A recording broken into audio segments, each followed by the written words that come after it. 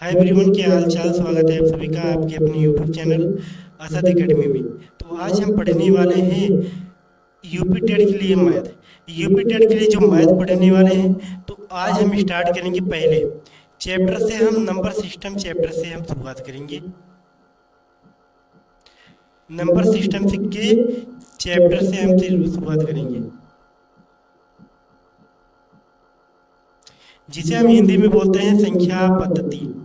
क्या बोलते हैं मेरे भाई? संख्या पद्धति बोलते हैं। सबसे पहले इसके बारे में हम जानकारी लेंगे कि नंबर सिस्टम में जो चैप्टर है यूपी टेट में कितने नंबर के आते हैं। तो हम जानते हैं इससे 2 या 3 प्रश्न बनते हैं, और ऐसे प्रश्न बनते हैं, बहुत ही इंपॉर्टेंट है। थ्योरी प्रश्न बनते हैं, थ्योरी रूप से प्रश्न बनते हैं, जिसमें अनेक प्रकार की थ्योरी रूप से आपसे सवाल किए जाते हैं। तो आज हम सीखेंगे नंबर सिस्टम के बारे में। सबसे पहले हम जानेंगे नंबर सिस्टम की कौन कौन से भाग होते हैं। अगर हम बात करें मेरे भाई रियल नंबर, अगर हम यहाँ से बात करें नंबर सिस्टम, जो पहला भाग आता है ये आता है रियल नंबर, जिसे हम रियल नंबर को हिंदी में बोलते हैं, रियल नंबर को हिंदी में बोलते हैं वास्तविक संख्याएं। क्या बोलते हैं मेरे भाई? वास्तविक संख्याएं, वास्तविक संख्या। अब बात आती है इसकी डिफिनेशन पे। वास्तविक संख्या किसे कहते हैं? वास्तविक संख्या किसे कहते हैं? इसको हम जो ऐसी संख्या है, इसका डिफिनेशन अगर हम एकदम सरल रूप से करेंगे, ऐसी संख्याएं, हम यहाँ लिख दे रहे हैं ऐसी संख्याएं, ऐसी संख्याएं जो हमें यूज में आती है, जो हमें यूज में, हमारे यूज में आती है, सॉरी, जो हमारे यूज में आती हैं, जो हमारे यूज में आती हैं, सभी वास्तविक संख्या होती है।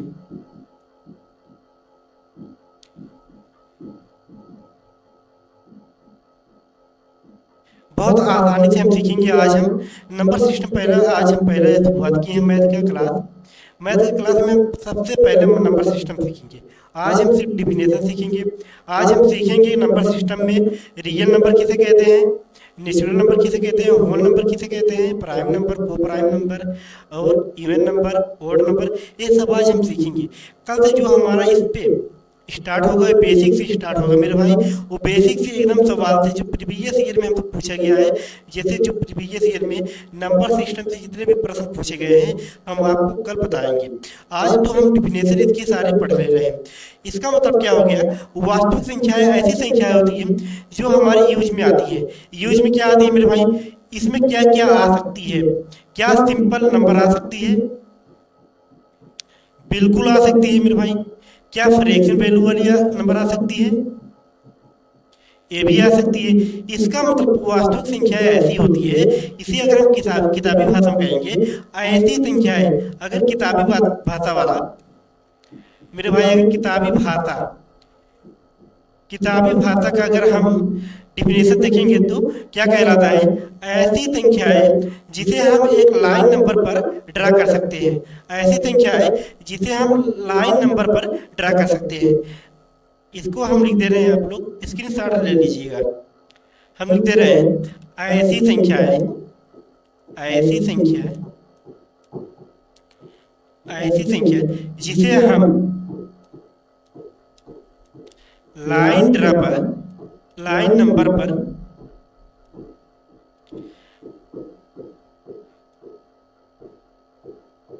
ड्रा कर सकते हैं। ये भी एकदम सिंपल वे, जो ऐसा एग्जाम्पल मैंने ऐसा डिफिनेशन बताया है, इसे हम क्या कहते हैं? ऐसी संख्याएं जो हमारी यूज में आती है, सभी क्या होती है? वास्तविक संख्याएं होती है। सेकंड क्या कहता है? अगर किताबी भाषा में अगर हम डिफिनेशन देखें, ऐसी संख्याएं जो हमारे जो हमारे लाइन नंबर पर यूज आती है। अगर लाइन नंबर पे आ जाएंगे तो यहाँ पर क्या हो जाएगा मेरे भाई? यहाँ पर क्या हो जाएगा? लाइन नंबर यहाँ पर हो गए 0, इससे आगे जाएंगे 1 आ जाएगा, 2 आ जाएगा, 3 आ जाएगा। ये संख्याएं कहाँ तक जाएगी मेरे भाई? ये संख्याएं जाएगी अनंत तक। ये संख्या है अनंत तक गई और इससे कम आ जाएगी 1 -1 -2 -3, ये भी जाएगा मेरे भाई माइनस अनंत तक जाएगा। ये भी संख्या जो है माइनस अनंत तक जाएगा। ये देखेंगे हम किताबी भाषा की क्या कहता है कि ऐसी संख्या है, ऐसी संख्या जिसे लाइन नंबर पर ड्रा कर सकते हैं वास्तविक संख्या कहलाती है। क्या कहलाती है? वास्तविक संख्या। क्या मेरे भाई? वास्तविक संख्या कहलाती है। ठीक मेरे भाई, वास्तविक संख्या कहते हैं। अब बात आ जाता है इमेजिनरी नंबर किसे कहते हैं, जिसे हम बोलते हैं, आप लोग इसका स्क्रीनशॉट ले लीजिए, बहुत इंपॉर्टेंट बात है मेरे भाई। ऐसी इंपॉर्टेंट बात यूपीटेट में एक ऐसा परीक्षा होता है जो वहाँ पर मैथ प्रश्न पूछने से ज्यादा उसके डिफिनेशन से, उसकी थ्योरी से प्रश्न पूछता है। ये बहुत इंपॉर्टेंट चैप्टर भी है। क्या है? नंबर सिस्टम, संख्या पद्धति जिसे बोलते हैं, ये संख्या पद्धति का चैप्टर है। संख्या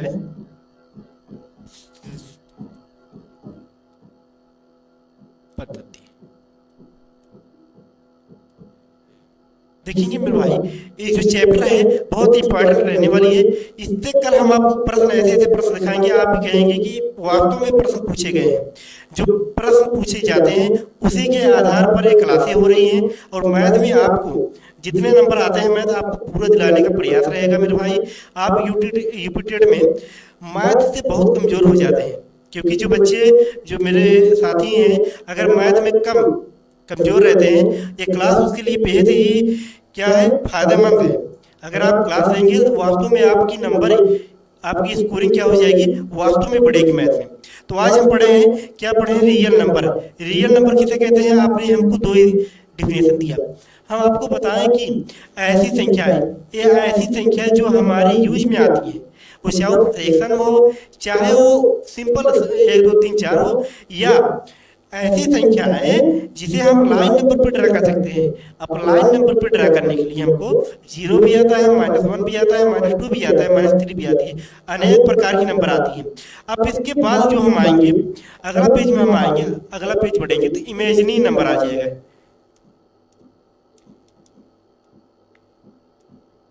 इमेजिनरी नंबर, अब इसके बारे में हम जानेंगे, जिसे बोलते हैं काल्पनिक संख्या।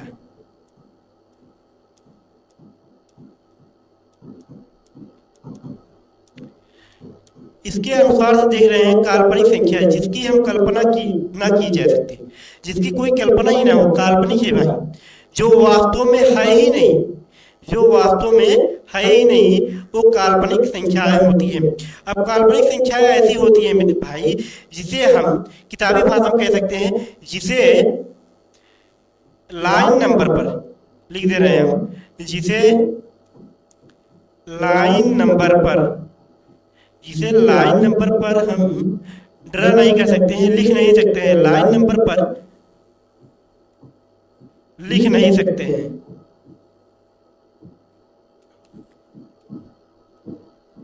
लाइन नंबर पर लिख नहीं सकते, काल्पनिक संख्या कहलाती है।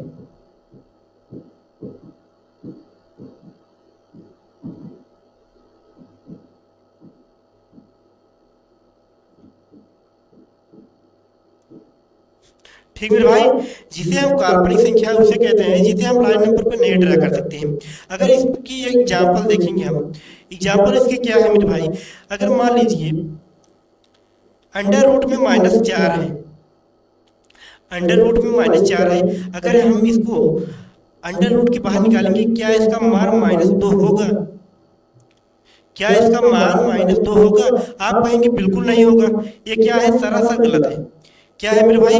सरासर गलत है, क्योंकि जब हम -2 का अगर हम स्क्वायर करेंगे मेरे भाई, वो +4 में आ जा रहा है। क्या आ जा रहा है? +4 आ जा रहा है। अगर हम +4 का अंडर रूट लेंगे, उसका भी मान -2 आ जाएगा, लेकिन माइनस नहीं आ रहा है, माइनस नहीं आ रहा है। इसकी मतलब है ये इसकी कल्पना में, इसकी कल्पना ही नहीं की जा सकती, इसकी मान कोई संभव ही नहीं है।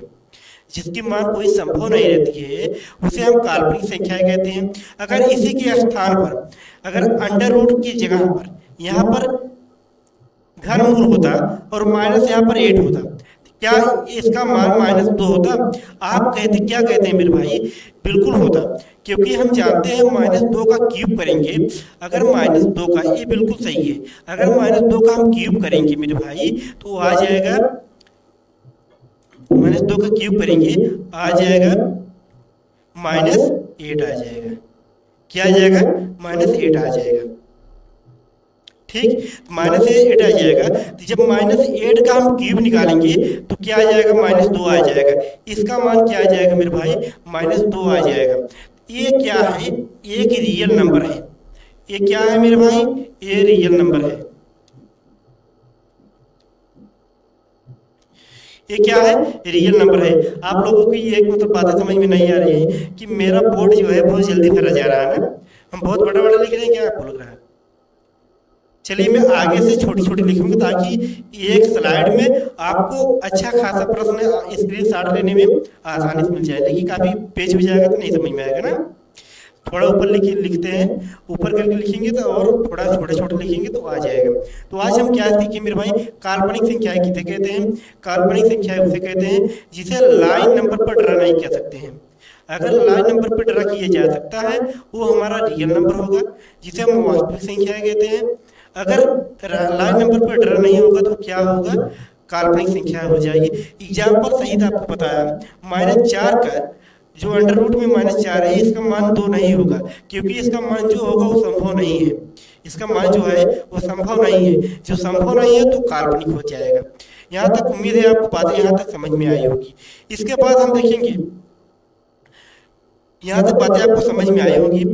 अब देखेंगे, आ जाएंगे हम डेसिमल के ऊपर। आ जाएंगे मेरे भाई, यहाँ पर डेसिमल के ऊपर आ जाएंगे। डेसिमल किसे कहते हैं?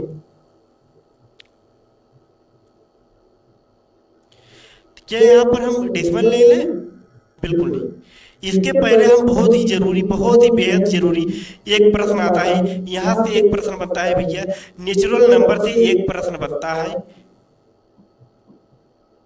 नेचुरल नंबर से एक प्रश्न बनता है, जिसे हम बोलते हैं प्राकृतिक संख्याएं।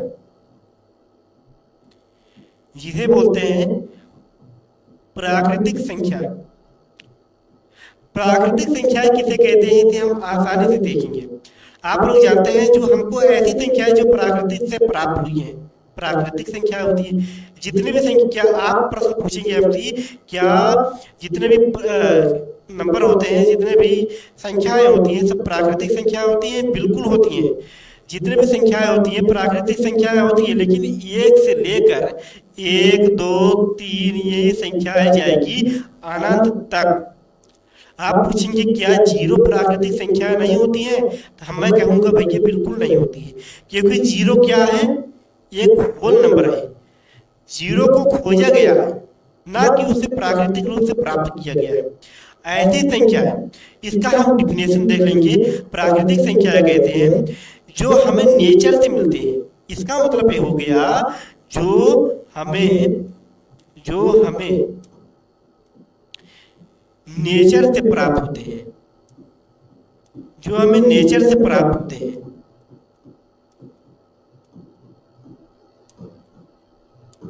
यही प्राकृतिक संख्याएं कहलाती है। नेचर से हमें क्या मिला? 1, 2, 3 गिनतियां मिली।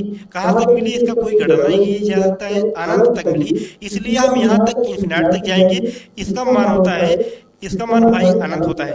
ये क्या है? अनंत है, जिसका अंत ही नहीं किया जा सकता है, अनंत है। तो जो हमें प्राकृतिक से मिली है, नेचुरल मिला है, नेचुरल रूप से मिला है, जो नेचर से मिला है हमें, वो प्राकृतिक संख्या होती है। इसी का भाई एक आता है होल नंबर। होल नंबर किसे कहते हैं, यानी कि पूर्ण संख्या किसे कहते हैं? अब देखेंगे, पूर्ण संख्या, होल नंबर।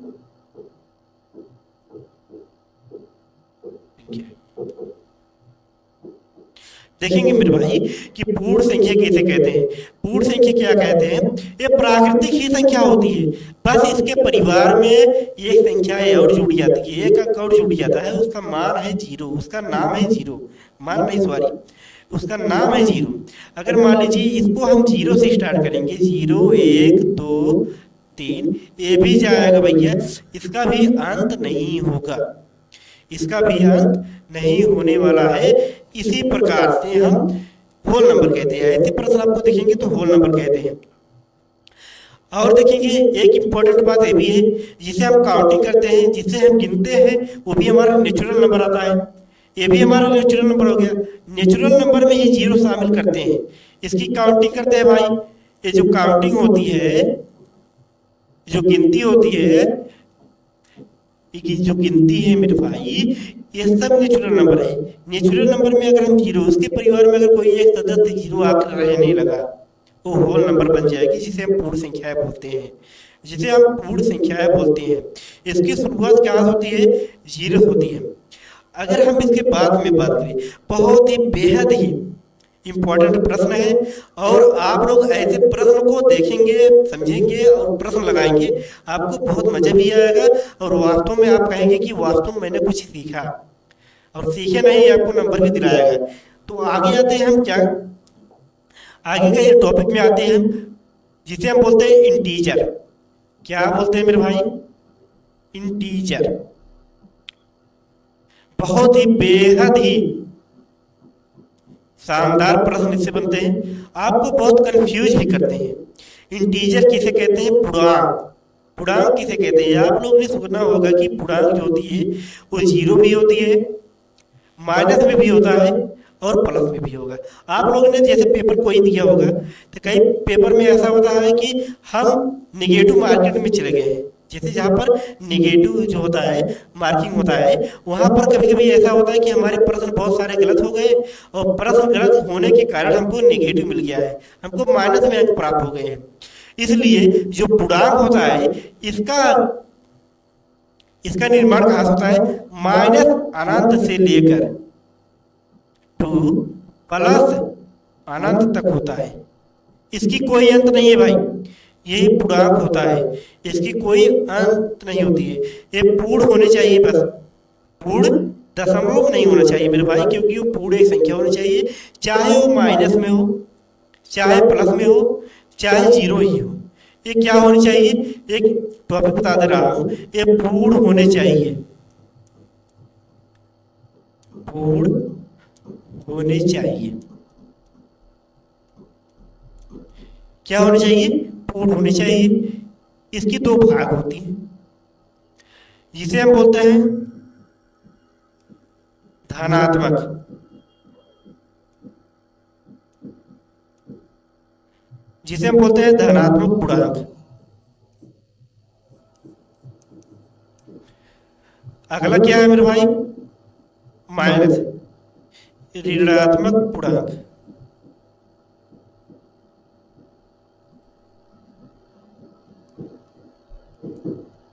मेरे भाई अगर मेरी राइटिंग देखिए थोड़ा कम जाता है, राइटिंग जो है उसकी लिखावट थोड़ी मतलब अच्छा नहीं है, तो आप लोग आवाज से समझ लेंगे। जैसे हम ऋणात्मक लिखे हैं तो लिखे तो सही है हमारे हिसाब से, लेकिन आपको समझ में नहीं आती होगी, तो हम बोल रहे हैं, आप समझ लीजिएगा। ठीक, इसे हम देखेंगे। हम इसे इंग्लिश में बोलते हैं पॉजिटिव, इसे निगेटिव बोलते हैं। ठीक मेरे भाई, इतना यहाँ तक समझ में आएगा। अब देखेंगे हम धनात्मक पूर्णांक और ऋणात्मक पूर्णांक क्या होते हैं। यहां तक समझ में है। धनात्मक अगर हम 1 2 3 इसको लेकर जाएंगे अनंत तक, ये भी हमारा धनात्मक हो गया। यहां से -1 माइनस नहीं -2 -1 यहाँ 0, ये सब क्या है? यहाँ ये अनंत से आएगा भाई, इसे मान लीजिए अनंत से आ रहा है, माइनस अनंत, फिर -2 -1, ये क्या है? ऋणात्मक है। ये क्या है? ऋणात्मक है। यहां पर इंपॉर्टेंट बात ये आ जाएगी, जीरो क्या है? क्या है मेरे भाई? जीरो क्या है?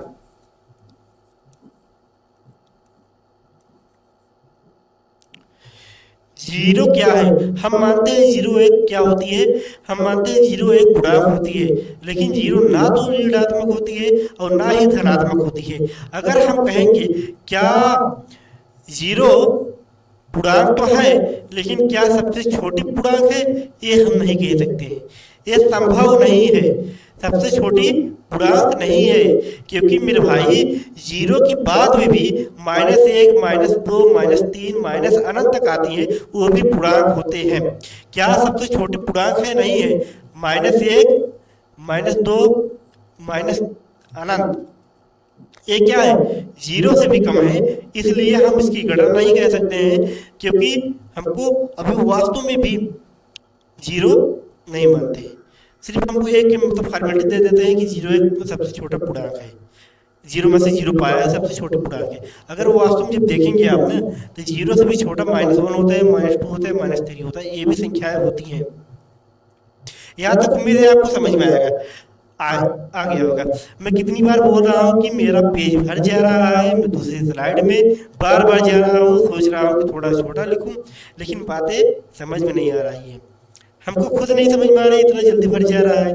थोड़ा मतलब एक सिस्टमेटिक रूप से लिखे तो आसानी से बहुत ही भाषा में समझाया जा सकता है। प्रयास रहेगा अगली पेज में अच्छा करेंगे। देखेंगे मेरे भाई, ये तो पूर्णांक होने की बात होगी। अब इसके बाद जो हम आएंगे, बहुत ही इंपॉर्टेंट प्रश्न पे आएंगे, जिसे हम बोलते हैं डेसिमल, जिसे हम डेसिमल बोलते हैं, इसे हम बोलते हैं दशमलव।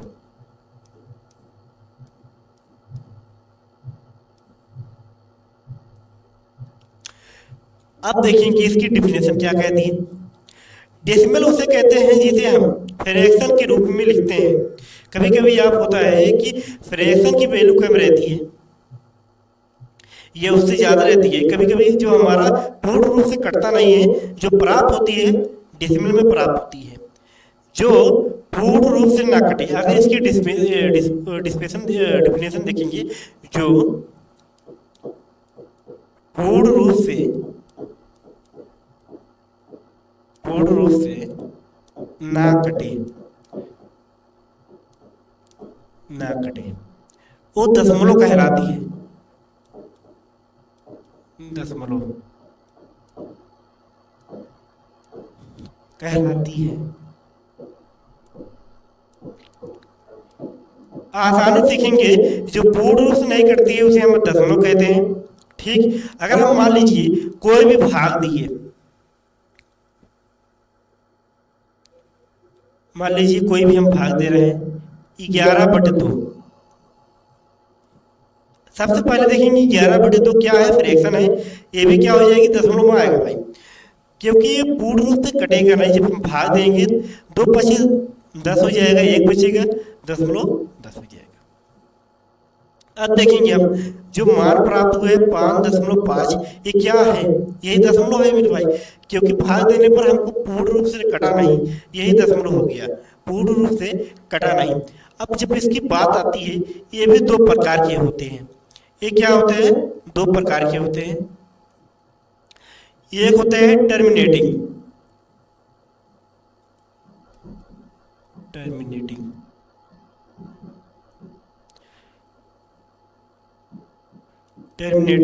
डेसिमल होते हैं, जिसे हम बोलते हैं शांत दशमलव।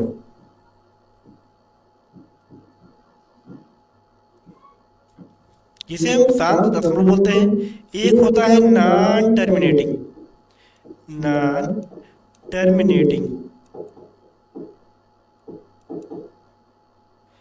डेसिमल,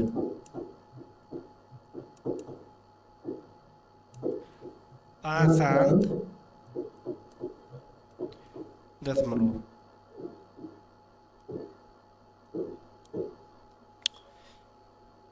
ठीक मेरे भाई, एक क्या होता है, टर्मिनेटिंग दशमलव होता है, एक नॉन टर्मिनेटिंग दशमलव होता है, जिसे हम अशांत बोलते हैं। अब देखेंगे जब अशांत, सात पहले हम देखेंगे सात की अगर हम डिफिनेशन देखेंगे मेरे भाई, कि ऐसी संख्याएं जो दशमलव में जाए लेकिन पूर्ण रूप से कटे, लेकिन शांत हो जाए, वो आगे ना बढ़े, दशमलव के बाद आगे ना बढ़े, ऐसी संख्या हम कहेंगे। आगे बढ़े लेकिन बार बार ना बढ़े, टर्मिनेट हो जाए, मतलब रुक जाए, क्या कहलाती है, शांत हो जाती है। ये सब क्या कहलाती है, टर्मिनेटिंग कहलाती है मेरे भाई। ये सब ऐसी दशमलव क्या होती है, टर्मिनेटिंग, ऐसी फ्रैक्शन। ठीक मेरे भाई, ऐसी चीजें जो कुछ देर बाद रुक जाए, टर्मिनेटिंग हो जाती है, उसे हम टर्मिनेटिंग डेसिमल कहते हैं, जिसे हम शांत दशमलव कहते हैं। अब जैसे एग्जाम्पल में हम देखेंगे, एग्जाम्पल हम आपको यहाँ बता दे रहे हैं। ठीक, एग्जाम्पल जो है इसका 1/2। 1/2 क्या है मेरे भाई, क्या टर्मिनेटिंग है कि नॉन टर्मिनेटिंग है? तो यहाँ पर देखेंगे 0.5 इसका मान आ जाएगा। ठीक मेरे भाई, ले लेंगे 11/2 तो 5.5 इसका मान आ जाएगा। ये सब जो है टर्मिनेटिंग के दशमलव के क्या है मेरे भाई, टर्मिनेटिंग दशमलव के परिभाषा है और डिफिनेशन है और एग्जाम्पल है। यहाँ तक आपको समझ में आया होगा।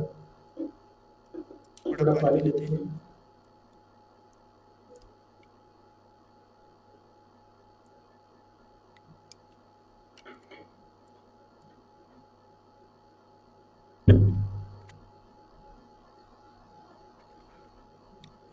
देखेंगे मेरे भाई कि जो टर्मिनेटिंग होता है, जो शांत हो जाते हैं, ऐसी दशमलव प्रणाली होती है वो शांत हो जाती है, कुछ देर बाद शांत हो जाती है, टर्मिनेटिंग कही जाती है। लेकिन जो इसका परिभाषा इसका जो होता है, ये टर्मिनेटिंग ऐसी होती है जो बार बार आती रहती है, जो बार बार आती रहती है, उसे हम बोलते हैं टर्मिनेटिंग। अगर आपको बात एक बार दे दिया जाए, इसके भी 2 भाग होते हैं। एक क्या होता है मेरे भाई, इसके भी 2 भाग होते हैं। आइए 2 भाग देखते हैं। नॉन टर्मिनेटिंग के 2 भाग होते हैं, जिसे बोलते हैं रिकरिंग,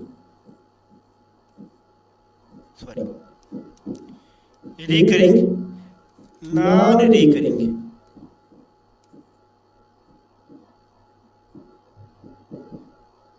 ठीक मेरे भाई, रिकरिंग होता है, नॉन रिकरिंग होता है। यहाँ पर डेसिमल लिख दिए हैं, डेसिमल,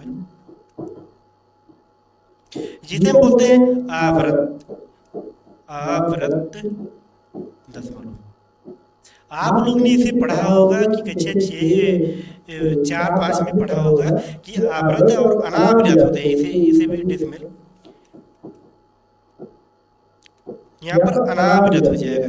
क्या हो जाएगा मेरे भाई, अनावृत्त।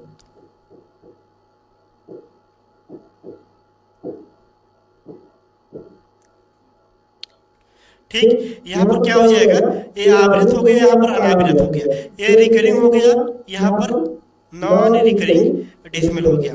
अब इसकी हम एग्जाम्पल देखेंगे, ऐसी एग्जाम्पल लेंगे जो उसकी कोई भी शांत लेने का नाम ही नहीं ले रहा है, वो शांत अशांत रूप है। अगर मान लीजिए 1/3, 1/3 को अगर हम डिवाइड करेंगे, एक में अगर 3 का डिवाइड करेंगे तो इसका मान आएगा 0.3333 लेकर जाएगा। ये रुकेगा नहीं मेरे भाई, ये रुकेगा नहीं। यही कहलाता है आवृत्त दशमलव, यही कहलाता है रिकरिंग। रिकरिंग वाला है नॉन टर्मिनेटिंग। इसका मतलब होता है, नॉन टर्मिनेटिंग मतलब होता है वो अशांत रहेगा, शांत कभी नहीं रहेगा, रुकेगा नहीं, एक दो जाने बाद रुकेगा नहीं, बार बार वही रिपीट करेगा।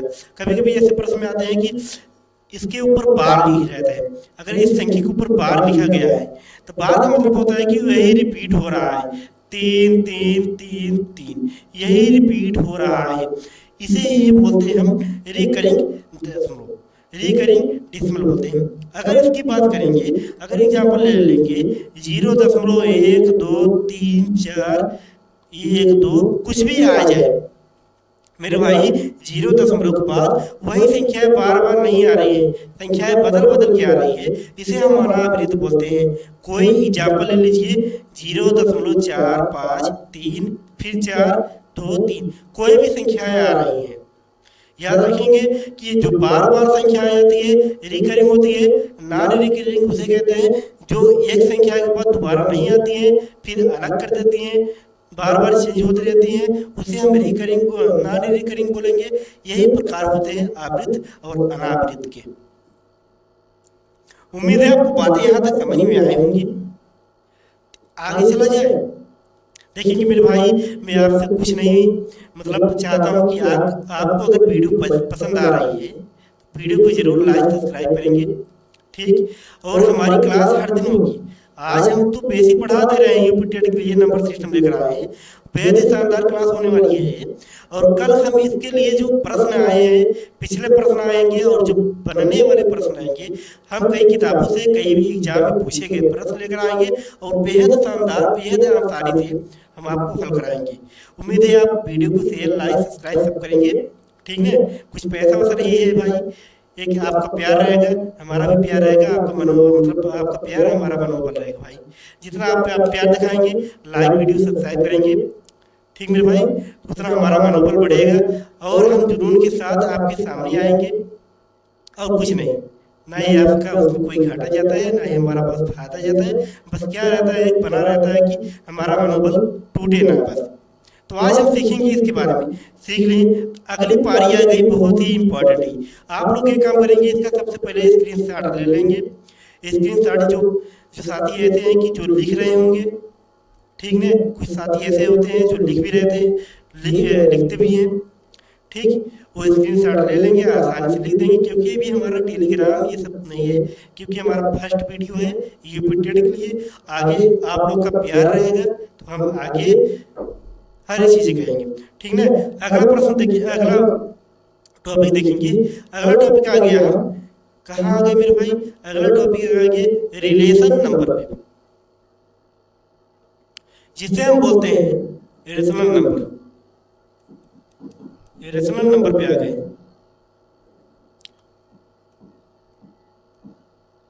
रिलेशन बोल दिए क्या मेरे भाई, सॉरी, उसके लिए बहुत बहुत क्षमा प्राप्त, ठीक।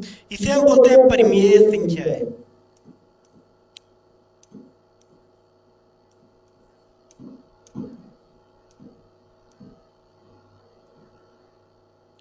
ठीक मेरे भाई, परिमेय संख्या है। ये ऐसे प्रश्न बनते हैं यहाँ पर जो आपको बहुत ही कंफ्यूजन करते हैं।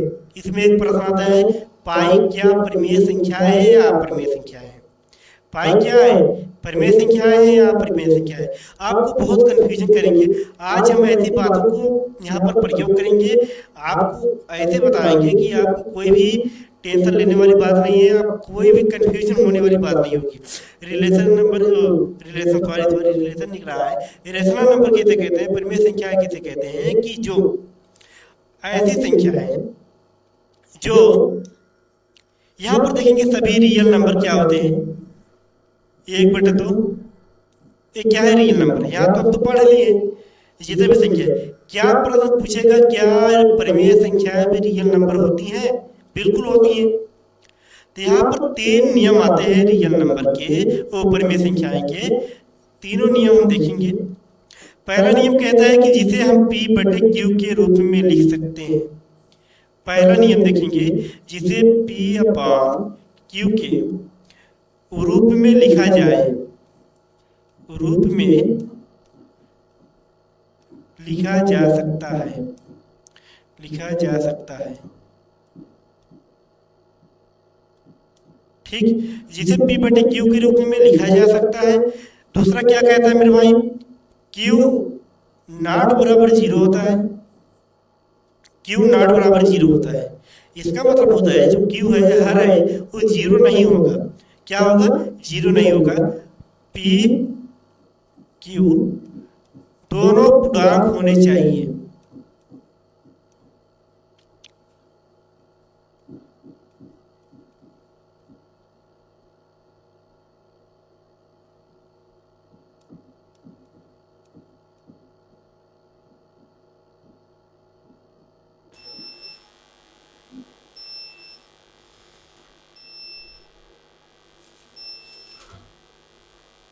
ठीक मेरे भाई,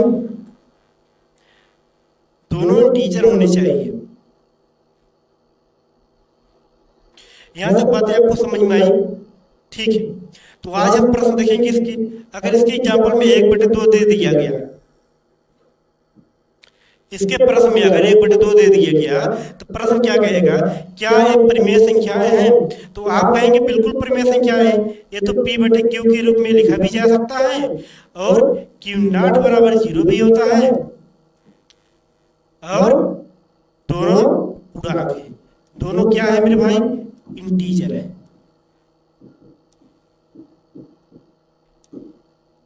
ठीक, दोनों इंटीजर भी है, तो क्या 1/2 परिमेय संख्याएं हैं? बिल्कुल है।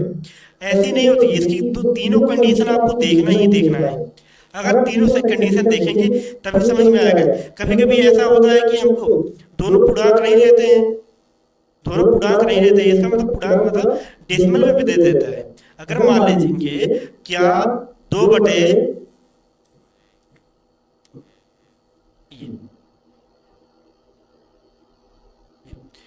ये क्या है, परिमेय संख्या, तो है इसे बनाना पड़ेगा। जैसे हम यहाँ पर करेंगे, अगर यहाँ का हम 10 का गुणा करा देंगे मेरे भाई, यहाँ पर 10 का गुणा करा देंगे तो क्या हो जाएगा, 20/32 हो जाएगा, यही हो जाएगा। अब जाकर बना, क्या बना मेरे भाई, अब जाकर बने ये पूर्णांक संयोग परिमेय संख्या है, अब जाकर ये परिमेय संख्या है बनी। उम्मीद है आपको समझ में आया होगा परिमेय संख्या है। इसके अभी टॉपिक है पाई वाला मान हम आपको बताएंगे, लेकिन यहाँ तक देखेंगे। इसके बाद जो आता है, इसके बाद क्या आता है, अपरिमेय संख्या है। इसके बाद जो आता है अपरिमेय संख्या है, अपरिमेय संख्या। अपरिमेय संख्या को बोलते हैं इरेशनल नंबर।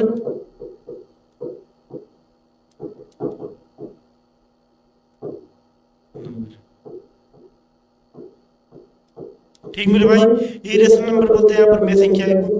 अब देखेंगे हम, जिसे P/Q के रूप में नहीं लिखा जा सकता है। जब आपको परिभाषा परिमेय की पता है, परिमेय की परिभाषा पता है, तो अपरिमेय की परिभाषा उसका उल्टा होगा। जिसे P/Q के रूप में नहीं लिखा जा सकता, नहीं लिखा जा सकता, वही कहलाती है। इसमें नॉट बराबर क्यू नॉट बराबर 0 कोई की आवश्यकता ही नहीं है। आवश्यकता हमको इसे है कि जिसे P/Q के रूप में नहीं लिखा जा सकता, उसे हम क्या कहते हैं, अपरिमेय संख्या है। अब बात आती है, आ गया जो मेन मुद्दा है। अब देखेंगे हम,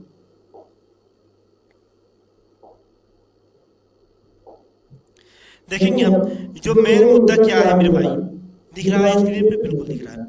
जो मेन मुद्दा है, पाई क्या है, ये जो है पाई क्या है,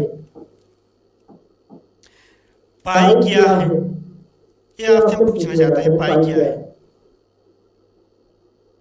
आप लोग एक बात जरूर क्लियर करिएगा कि आपको वीडियो और ऑडियो पसंद आ रहा है नहीं, दिख रहा है, सब सुनाई दे रहा है, साफ और साफ दिख रहा है। क्योंकि मेरे भाई जब मेहनत हम कर रहे हैं कि अगर आपको फायदा ही नहीं हुआ तो क्या उस मेहनत का क्या मतलब निकलेगा ना। मतलब निकलना चाहिए कि मैंने आपको पढ़ाया, आपको कुछ ज्ञान प्राप्त हुआ। आपको कई मेरे साथी ऐसे होंगे जिसको बोरिंग फील हो रहा होगा, बोरिंग भाई बिल्कुल फील होगा, क्योंकि जो आप पढ़े रहेंगे आपको बहुत आसानी से, बहुत धीमे धीमे से पढ़ाया जाएगा, तो आपको बोरिंग फील होगा वास्तव रूप में। क्योंकि हम लोग को खुद ही कभी कभी ऐसा होता है कि जो चीज़ें पढ़ी रहती हैं दोबारा पढ़ता हूँ, बहुत धीमे से समझाया जाता है, तो फिर बोरिंग ऐसा लगता है मेरे को आ रहा है, लेकिन बिल्कुल आ रहा है। लेकिन यहाँ पर कुछ ऐसी बातें हैं जो आपको भी कभी कभी डिस्टर्ब करती हैं, कभी कभी आपको परेशान करती है, आपको क्लियर कर देंगी। और कल की वीडियो जो आने वाली है, कल की जो वीडियो चढ़ेगी मेरे भाई, वो प्रश्न पे रहेगी, कैसे कैसे प्रश्न आते हैं, ऐसे चैप्टर वाइज के प्रश्न लेकर हम चलेंगे। कई पब्लिकेशन का प्रश्न उठाकर हम करेंगे, जो आने वाले प्रश्न बनाए हैं, जैसे प्रीवियस ईयर तो बनाए सबका सेम ही है, जो आने वाले प्रश्न जिसे बोलते हैं एक्सपेक्टेड जो प्रश्न पूछे हैं, वो हम प्रश्न आपको कराएंगे।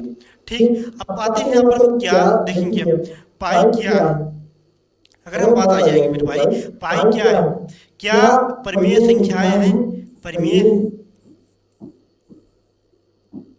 ये प्रश्न पूछ रहा है, अपरिमेय।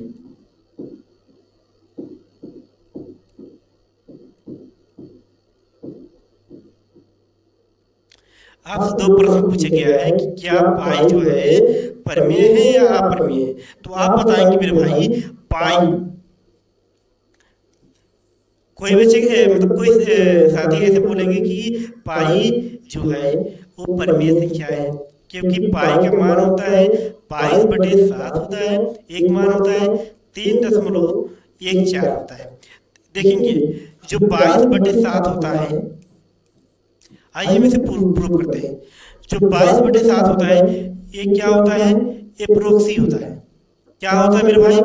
एप्रोक्सी होता है।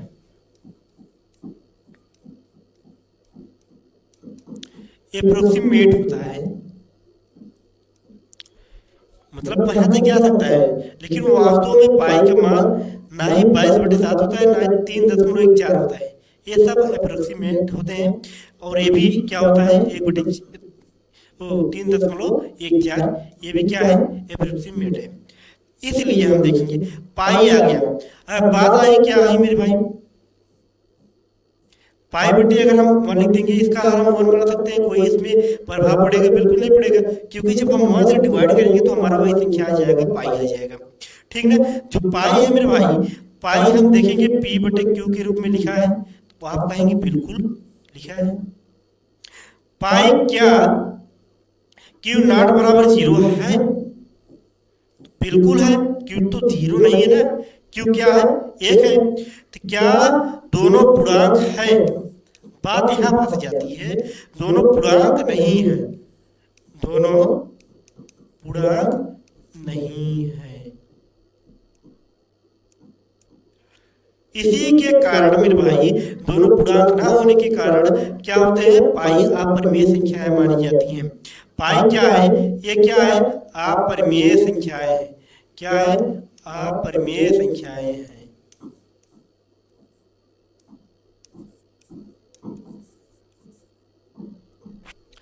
पाई क्या है? अपरिमेय संख्या है। अगर सेकंड बात आई है, 22/7 क्या है? अब देखेंगे, हम यहाँ पर देखेंगे मेरे भाई, दिख रहा है ना आपको? हाँ, यहाँ पर देखेंगे जो 22/7 है, 22/7 क्या है? ये देखेंगे हम, ये P हो गया, ये Q है। पहला नियम फॉलो किया, परिमेय संख्या की पहली नियम फॉलो कर दी। P और Q क्या है? P और Q P/Q के रूप में होना चाहिए, परिमेय संख्या कहलाती है। पहला नियम हो गया। दूसरा क्या हो गया? Q नॉट बराबर 0 है, बिल्कुल है, Q का मान तो दिया गया है 7 ना। दोनों पूर्णांक है, दोनों पूर्णांक है, दोनों पूर्णांक है।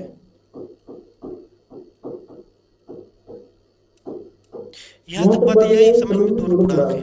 अब देखेंगे हम तीसरा पार्ट क्या आ जाएगा। ये कुछ हमको मिटा दे क्या? कुछ हम मिटा दे रहे हैं आपको, जैसे ऐसे फालतू मतलब लिखा है, इसको हम मिटा दे रहे हैं।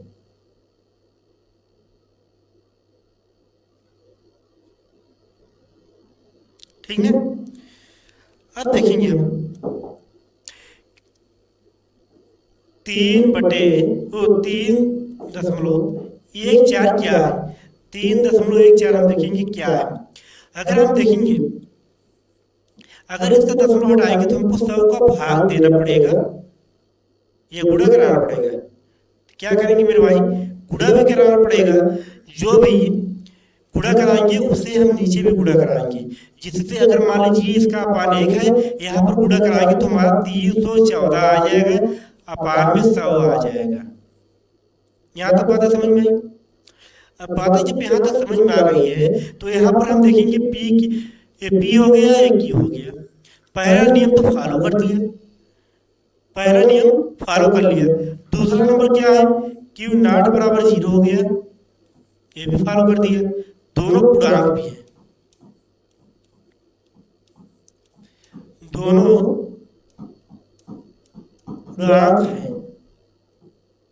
तो आपसे प्रश्न पूछा जाएगा, क्या 3.14 अपरिमेय संख्या है, परिमेय संख्या है? क्या 22/7 क्या है?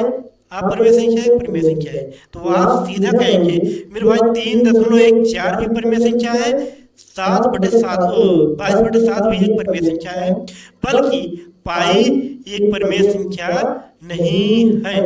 पाई एक परिमेय संख्या नहीं है, इसलिए नहीं है, पाई का मान जो होता है वो तो रखा जाता है, लेकिन पाई पूर्णांक नहीं है। इसकी कंडीशन क्या जा रही है? विपरीत जा रही है, पाई एक पूर्णांक नहीं है। उम्मीद है बातें यहाँ तक आपको समझ में आई होगी।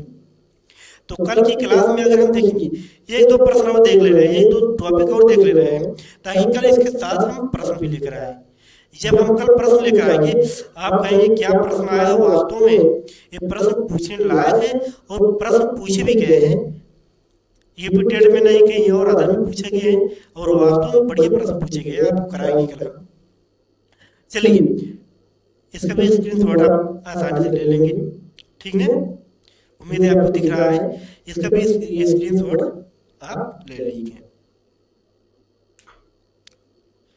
बातें अब देखेंगे हम यहाँ पर एकदम लाइन टू लाइन नहीं लिख रहे हैं, इसलिए नहीं लिख रहे हैं मेरे भाई, ये डिफिनेशन वाली बातें हैं, इसलिए थोड़ा मतलब राइटिंग भी उतना अच्छा नहीं है। और बात ऐसी है कभी छोटा कभी बड़ा लिखाया जा रहा है, क्योंकि मेरी पहली क्लास है, आप लोग बुरा ना मानिएगा, पहली क्लास है, जो भी गलती होगा भाई कमेंट में जरूर बताइएगा, मैं सुधार करने का प्रयास करूंगा, क्योंकि भाई मैं भी सीख रहा हूँ, ऐसा है नहीं कि मैं बहुत बड़ा हो गया हूँ, ठीक है, मुझे भी जितना ज्ञान है, जितना मतलब है, और कोशिश करता हूँ कि और अधिक ज्ञान हो, ताकि मैं अच्छे से भी सिखा सकूँ। मेरा उद्देश्य है सिखाना, जो मैं सीखा हूँ आप सभी को भी सिखाना, ठीक है। आगे बढ़ते हैं, अगला टॉपिक आ गया मेरे भाई, इवन नंबर।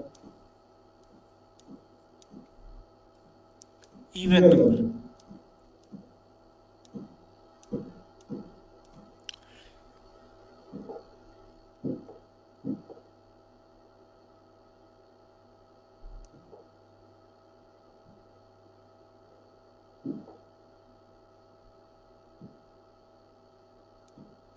देखेंगे हम इवन नंबर कहते कहते हैं, ठीक मेरे भाई, इसे हम हिंदी में बोलते हैं सम संख्या, दिख रहा है, बिल्कुल सम संख्या को कहते हैं।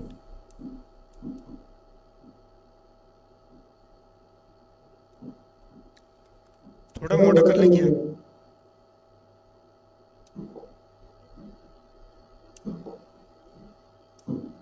ठीक ना, सम संख्या कहती हैं ऐसी संख्या है जिसके इकाई अंक जो रहते हैं दो से पूरी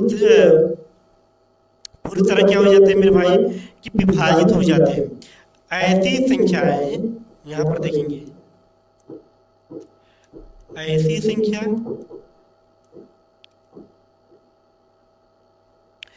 जो जिसकी इकाई अंक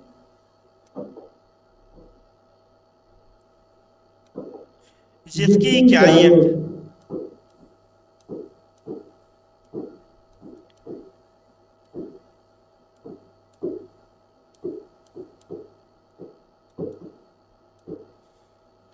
दो से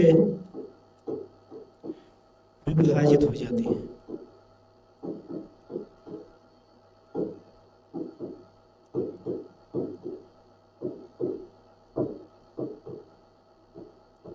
ठीक मेरे भाई, ऐसी संख्या है जो दो से विभाजित हो जाती है, जिसकी इकाई अंक दो से विभाजित हो जाती है, दो से विभाजित हो जाएंगी मेरे भाई, वो सम संख्या कहलाती है। एग्जाम्पल में ले लेंगे हम 144, इसका एग्जाम्पल फिर ले लेंगे हम 12, 6, 8, 2। देखेंगे ये सब तो एक ही अंक है, इसका मतलब इकाई अंक है, इकाई जब अंक हो जाएगा तो ठीक 8, 6, 12, 4, ये सब क्या आएंगे मेरे भाई कि दो के टेबल में आते हैं। ऐसे प्रश्न जो दो के टेबल में आते हैं, टू के टेबल में आते हैं, वह सब सम संख्याएं कहलाती हैं, जिसकी इकाई अंक ऐसा तो है नहीं सोचे हुआ दो के टेबल में नहीं है, आप टेबल नहीं है देंगे, आप क्या करेंगे इकाई अंक पकड़ेंगे, इकाई अंक जब पकड़ेंगे ये दो का टेबल में आता है मेरे भाई, इसका मतलब ये सम संख्याएं हो जाती है। इसी को हम बोलेंगे, एक प्रश्न आता है इसी टॉपिक में, ओड नंबर आता है।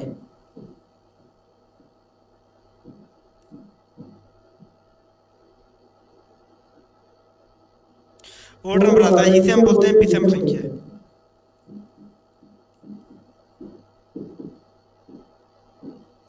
ऐसी संख्या है जो दो से ना कटे, ऐसी संख्या है जो दो से ना कटे वो विषम संख्या कहलाती है।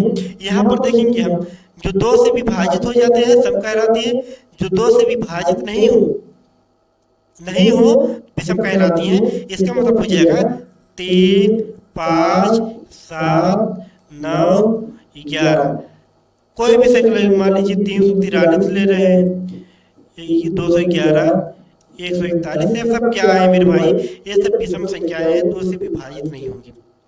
ठीक मेरे भाई, आज का टॉपिक यहीं तक रहने वाला है। आज हम पढ़ाए जो आपसे 2-3 प्रश्न पूछ लेते हैं, आपसे 2 प्रश्न करा देते हैं ताकि आपको डाउट पूरा हो जाए है। तो कुछ परमेय संख्या और अपरमेय संख्या को लेकर उम्मीद है जहाँ तक आपको समझ में आया होगा, जहाँ तक वीडियो आपने देखी होगी आपको समझ में आया होगा।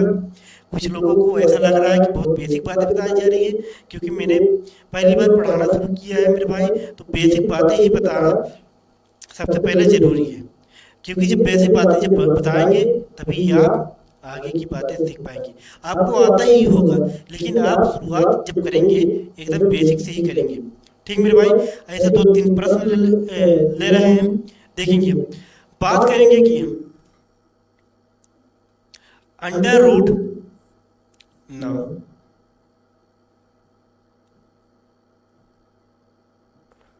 अब देखेंगे, नहीं बताया, अगर सच्चाई बताए, यूपिटर के साथी ऐसे हैं जो ये भी प्रश्न नहीं कर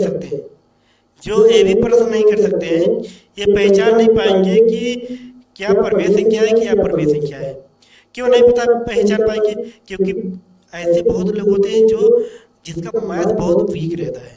वीक मतलब क्या रहता है, वो मैथ से इतना डरते हैं इनको ये भी नहीं समझ में आएगा वर्गमूल निकालना और घनमूल निकालना कैसी है, कौन सा रूट है, कौन सा घनमूल है, ये सब उनकी बातें समझ में नहीं आती है। क्योंकि हमने देखा है, ठीक ना, हमने देखा है कि ऐसे प्रश्न गलत हो गए हैं, इसलिए ये भी सिखाना बेहद जरूरी है।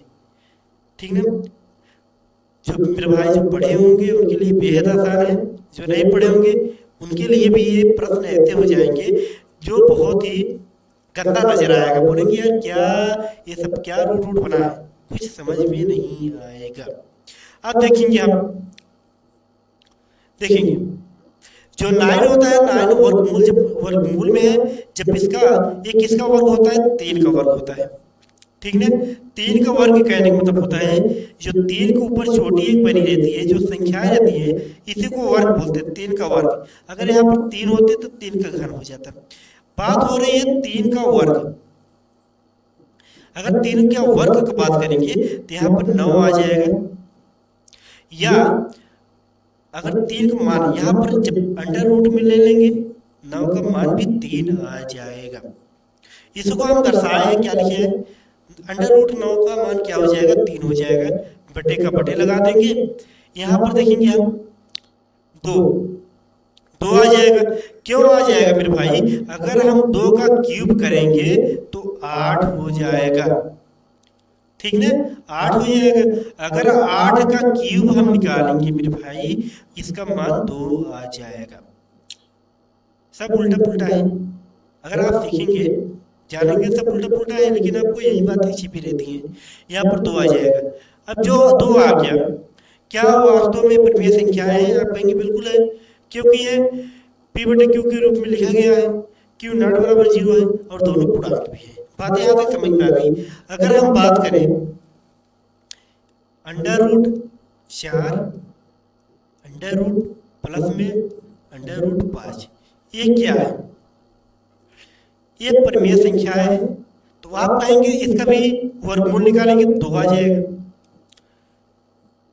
लेकिन 5 का वर्गमूल निकलेगा नहीं, निकलेगा जरूर मेरे भाई, आप भाग विधि द्वारा ही करेंगे निकलेगा, लेकिन क्या उसका मान आएगा, कोई संभव नहीं है। क्या पूर्ण संख्या आएगी, उसकी कोई संभव नहीं है। ठीक मेरे भाई, ये आप परमेय संख्या दर्शाती है।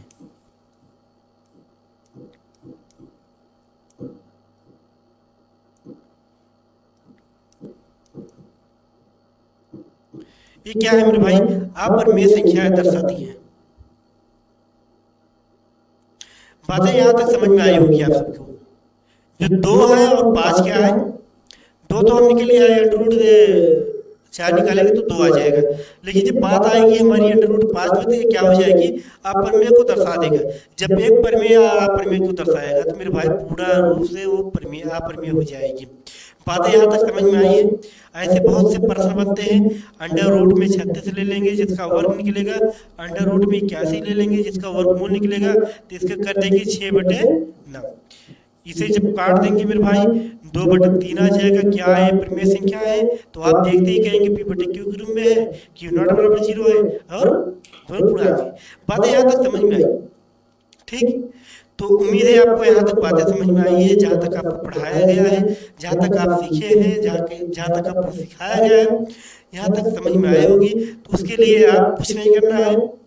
क्या करना है मेरे भाई? लाइक कर देना है, वीडियो को सब्सक्राइब कर देना, चैनल को सब्सक्राइब कर देना है, वीडियो को लाइक कर देना है। यहाँ तक बातें समझ में आई?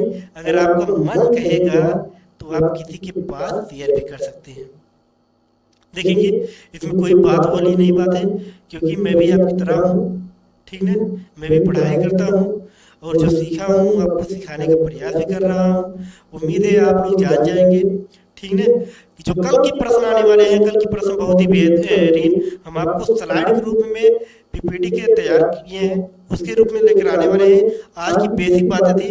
कल की क्लास जो चलेगी हमारी, वो प्राइम नंबर, जिसे अभाज्य संख्या और अपोजिट नंबर, ये सब नंबर लेकर आएंगे हम आपको बहुत ही मजा आएगा, ठीक है? आप लोग के लिए एक प्रश्न है जो होमवर्क के रूप में प्रश्न है मेरे भाई। आप इस प्रश्न को अगर जानते रहेंगे तो जरूर आंसर कीजिएगा। क्या 1 से 50 तक कितने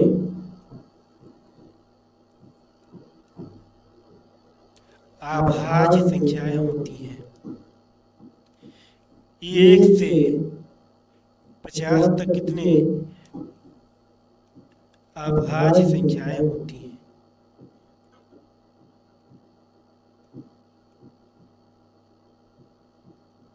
ठीक मेरे भाई, 1 से 50 तक कितनी अभाज्य संख्या होती है? अभाज्य को बोलेंगे हम प्राइम नंबर। आप लोग इसे कमेंट में जरूर बताएंगे। कहाँ बताएंगे भाई? कमेंट में। चलिए, आप लोग इस प्रश्न को कमेंट में जरूर बताइएगा। आपके लिए होमवर्क है, छोटा सा प्रश्न है, कल इसी टॉपिक की बात होगी। आज के लिए क्लास यहीं तक। आप सभी को बहुत बहुत धन्यवाद। जय हिंद, जय भारत।